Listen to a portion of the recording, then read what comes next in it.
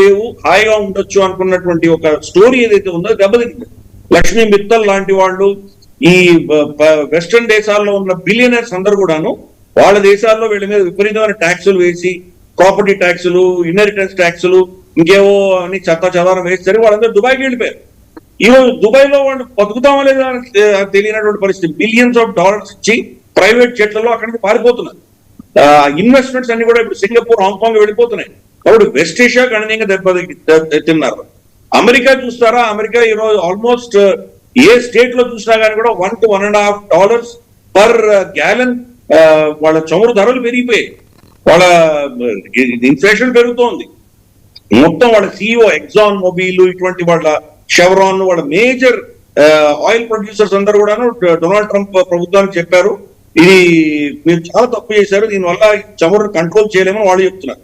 So ఈ ఏ theatre లో చూసినా ఎవరు దీన్ని నిజంగా లాభపడలేదు. రష్యా అన్నావా, పోనీ రష్యా లాభపడుతుందంటే కూడా రష్యాకి ప్రాబ్లం ఏంటంటే ఇప్పుడు ఈ యొక్క ఈ హై స్టేక్స్ గేమ్ లో వాళ్ళు కూడా కొంతకాలం మాత్రమే వాళ్ళు దాన్ని యాక్ట్ చేయగలరు. ఎందుకంటే మళ్ళీ ఇది రెస్టోర్ అయ్యి ఇంకేదైనా ఆల్టర్నేట్స్ వచ్చినాయంటే కనుక, ఫర్ ఇన్స్టెన్స్ వెనేజువేలా ఆయిల్ ఏదైతే ఉందో, అసలు ఈ యుద్ధంలో దిగడానికి డొనాల్డ్ ట్రంప్ దిగడానికి కారణం వెనేజువేలా నా అధీనంలో తీసుకున్నాను కాబట్టి ఇది ఒక 3-4 నెలలు మొత్తం వెస్ట్ ఏషియా చమురు ఆగిపోయినా పర్వాలేదు, నేను వెనేజువేలాతో ఆడుకుంటాను అనుకున్నాడు.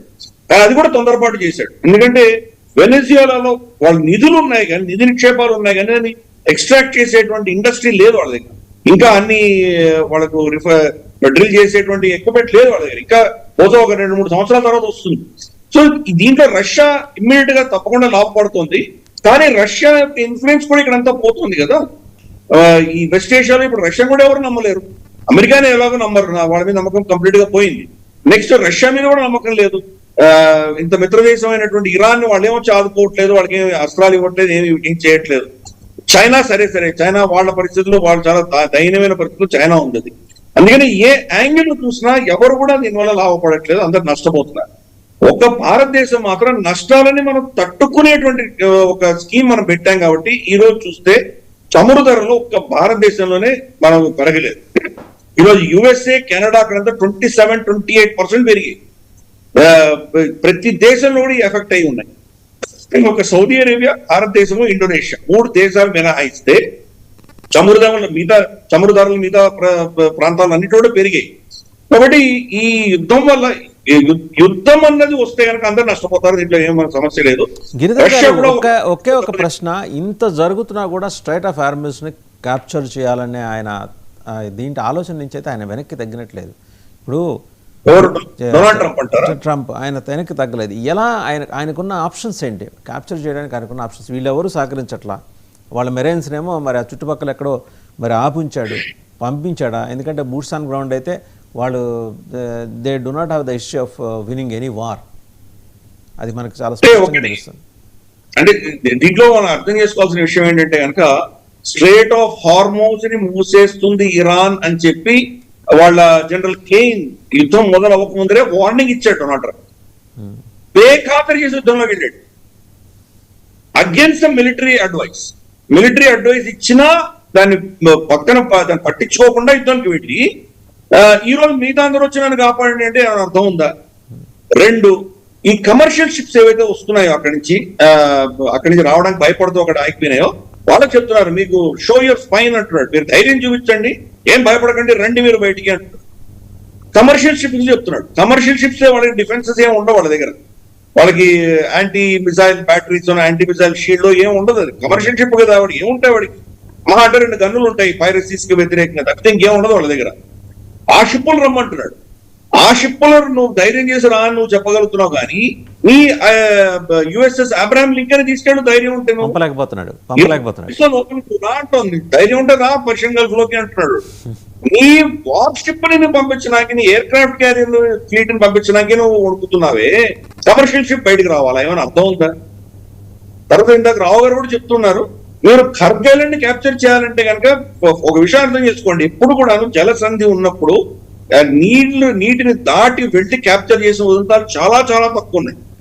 ఈవెన్ నార్మండీ ల్యాండింగ్ కూడా చిన్న తప్పిదం, జర్మనీ ఒకంత జాప్యం చేసేసరికి వీళ్ళు నార్మండీకి వెళ్ళి క్యాప్చర్ చేయగలిగారు.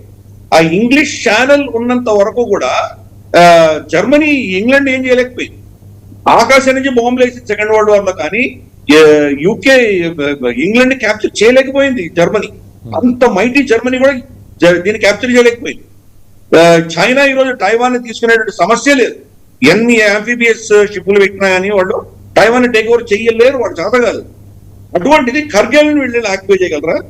కర్గైల్ని ఆక్యుపై చేయాలంటే వీళ్ళు కనీసం అంటే ఒక ఆల్మోస్ట్ ఒక 70-80 మైళ్ళ సముద్రం దాటుకుంటూ వెళ్ళాలి నియరెస్ట్ పాయింట్ నుంచి. అక్కడ కూడా బస్రా నుంచో ఎక్కడి నుంచో వెళ్ళాలంటే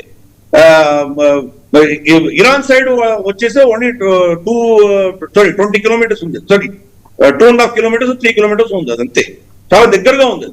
కాబట్టి అక్కడి నుంచి వాళ్ళు ఆ దాడును తట్టుకోగలవా?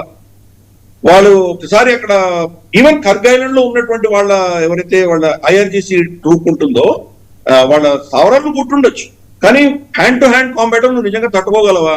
అక్కడ ఎన్ని మైన్స్ పెట్టారో సముద్రం మైన్స్ నీకు తెలుసా? ఏమీ తెలియకుండా ఏదో స్టేట్మెంట్ ఇచ్చేస్తే అయిపోయిందా? కాబట్టి ఇవన్నీ జరిగేటువంటి విషయాలు కాదు. స్ట్రేట్ ఆఫ్ హార్మోజ్ ని ఓపెన్ చేయకపోతే అమెరికా ఓడిపోయినట్టే లెక్క. అక్కడ రెజ్యూమ్ చేంజ్ జరిగిన లోకల్ కమాండర్స్ ఐఆర్జీసీ వాళ్ళు 4 డ్రోన్లు వేసి 4 మిసైల్స్ వేసి ఆ స్ట్రేట్ ఆఫ్ హార్మోజ్ ని వాడు ఆపగలిగితే ఇరానే గెలిచినట్టు లెక్క. కాబట్టి ఇది ఎంత చేసినా, ఎంత యుద్ధం చేసి వీళ్ళు గిరాయిన్లు వీళ్ళు ఏదో మెరైన్ ని పారాడ్రాపింగ్ చేసి ఎన్ని తంటాలు పడ్డా స్ట్రేట్ ఆఫ్ హార్మోజ్ ఓపెన్ అయితేనే వీడు గెలిచినట్టు, సింపుల్. అందుకని ఈ రోజు డొనాల్డ్ ట్రంప్ కి ఏం చేయాలో అర్థం కావట్లేదు. మైండ్ స్వీపర్స్ లేవంట వీళ్ళ దగ్గర, అంతకంటే ఇంకా దౌర్భాగ్యం ఏమైనా ఉందా? అది మిలిటరీ చెప్పాలి, వీటి ఎగ్జిట్ ఎవరో చెప్పాలి మా దగ్గర లేవని. ఈయన ట్రూత్ సోషల్ లో పోస్ట్ చేస్తున్నాడు, మీరు మైండ్ స్వీపర్ లో బోట్లు పంపించండి నాకు అంటున్నాడు. ఈ యుద్ధం ఇలా చేస్తారు ఎవరైనా? సో అందుకని అసలు అమెరికా ఫస్ట్ టైం మనం చూస్తున్నాము వాళ్ళు ఓటమి అంటే ఏంటి అన్నది వాళ్ళు ఈరోజు వాళ్ళ మొహంలో మనకు కనిపిస్తాం, భయంకరంగా కనిపిస్తాం. అంతేకాదు ఈ న్యూ టైప్ ఆఫ్ వార్, ఈ డ్రోన్ వార్ఫేర్, ఈ అసిమెట్రికల్ వార్ఫేర్, తర్వాత టాక్టికల్ గా జరుగుతున్నటువంటి యుద్ధం ఏదైతే ఉందో అది దానికి అమెరికా ప్రిపేర్డ్ గా లేదు. వీడు ఏదో పెద్ద పెద్ద బాంబులు వేసి అందరిని బెదిరించేసి పాత యుద్ధం ఏదో గల్ఫ్ యుద్ధం చేసినట్లు అలాగే చేద్దాం అనుకున్నారు, కుదరట్లేదు. కొత్త వెపన్స్ వాళ్ళు తీసుకొచ్చేసరికి ఈ షహీద్ 136 డ్రోన్స్ ని వీళ్ళు ఏం చేయలేకపోతున్నారు. 80% ఆపారు అంటున్నారు, 80-90% ఆపాము అంటున్నారు. Great. What about the other 10%? వాళ్ళకి ఇరాన్ కి 10% వీళ్ళ ఐరన్ షీల్డ్ నుంచి తప్పించుకుంటే చాలు, వాళ్ళు కొట్టాల్సిన టార్గెట్ కొడితే చాలు. ఈ రోజు మొత్తం దుబాయ్ ఎయిర్పోర్ట్ ఆగిపోయింది. దుబాయ్ ఎయిర్పోర్ట్ మీద దాడి చేశారు, 1-2 దాడులు చేసేసరికి దుబాయ్ ఎయిర్పోర్ట్ మొత్తం స్తంభించిపోయింది. మిడ్ ఎయిర్ లో ఉన్నటువంటి ఎయిర్ క్రాఫ్ట్, యూరోప్ నుంచి వస్తున్న ఎయిర్ క్రాఫ్ట్స్ ఆల్మోస్ట్ ఇంకా గంటలో దుబాయ్ లో దిగుతామన్న ఎయిర్ క్రాఫ్ట్స్ మళ్ళీ యూరోప్ వెళ్ళిపోయాయి అన్ని. ఇది పరిస్థితి. కాబట్టి వాళ్ళు ఇరాన్ టాక్టికల్ గా ఎక్కడ కొట్టాలో కొడుతోంది. హుజైరాన్ కొట్టింది. హుజైరాన్ కొట్టడం అనేది ఒక ప్యాసివ్ ఒక మెసేజ్ పంపిస్తోంది. మీరేదో పర్షియన్ గల్ఫ్ లో ఉన్న ఇవి మాత్రం టార్గెట్ అవుతాయి అనుకోకండి, గల్ఫ్ లో ఎవరు సంతోషంగా ఉంటారు అని మెసేజ్ పంపిస్తోంది. అమెరికాని నమ్మరు. అమెరికా యొక్క ఇన్ఫ్లుయెన్స్ ని ఈ యుద్ధం ఆగిపోయినా కానీ కూడా వీళ్ళెవరు కూడా అమెరికా ఇన్ఫ్లుయెన్స్ లేకుండా వాళ్ళు జీవించే దిశగా వెళ్తోంది. కీలకంగా ఇరాన్ చేసిన ఒక నిర్ణయం ఏంటంటే కనుక 2-3 దేశాలు కూడా పర్మిషన్ ఇచ్చారు. చైనా, భారతదేశము, టర్కీ, పాకిస్తాన్ 4 దేశాలు షిప్లు వెళ్ళొచ్చు అని వాళ్ళు చెప్పారు. మిగతా అవన్నీ ఆగిపోయినాయి. కానీ ఇంకోటి కూడా ఏం చెప్పారంటే వేరే దేశాలు కూడా ఇక్కడి నుంచి ట్యాంకర్లు వెళ్ళాలంటే యువాన్ లో పేమెంట్ జరిగి ఉంటే నేను వదులుతాను అంటున్నాడు. అంటే అది అమెరికా యొక్క డాలర్ ఆధిపత్యానికి డైరెక్ట్ అటాక్. సో ఇరాన్ ఈ లెవెల్ అసిమెట్రికల్ యుద్ధం చేస్తోంది, సైకలాజికల్ వార్ఫేర్ చేస్తోంది. అమెరికా అన్నది ఇక్కడ మాకు లయబిలిటీ, వీడు ఉండడం వల్ల మనకు చాలా ఇబ్బంది ఉంది అన్న పరిస్థితి అక్కడ గల్ఫ్ దేశాలకి అర్థమయ్యేలా చేస్తుంది. సో అమెరికా గెలిచినా స్ట్రాటజీగా ఓడిపోతాం. రైట్. కల్నల్ వీరావు గారు స్పష్టంగా మొత్తం పిక్చర్ అంతా మేనిఫెస్ట్ చేశారు మనకి మామిడి గిరిధర్ గారు. ఇంత అయిన తర్వాత ఇంకా చేస్తాడా? ఇంకా స్ట్రైట్ ఆఫ్ హార్మోజ్ని ఇంకా క్యాప్చర్ చేయడానికి ఆయన ఎవ్వరూ రావట్లేదండి. కానీ తను నాటో దేశాలు ఎప్పుడో దే హ్యావ్ గివెన్ అప్. ఇక మిగిలిన వాళ్ళని బెదిరించి చిన్న బెదిరిస్తే వాళ్ళు కూడా పోవా నువ్వేంటి మా చెప్పేదనే పద్ధతిలో వాళ్ళు రెస్పాండ్ అవుతున్నారు. అండ్ బేలతనం ఆయన ప్రెస్ మీట్లో స్పష్టంగా కనిపించింది ఆయన మాట్లాడుతున్నప్పుడు. వీ నెవర్ ఇమాజిన్డ్ అంటున్నాడు. వాళ్ళ ఇరాన్ శక్తిని ఆయన తెలుసుకోలేక ప్రపంచం మొత్తానికి తెలుసు ఇరాన్ శక్తి ఏంటని, ఆయన ఒక్కడికే తెలియదు.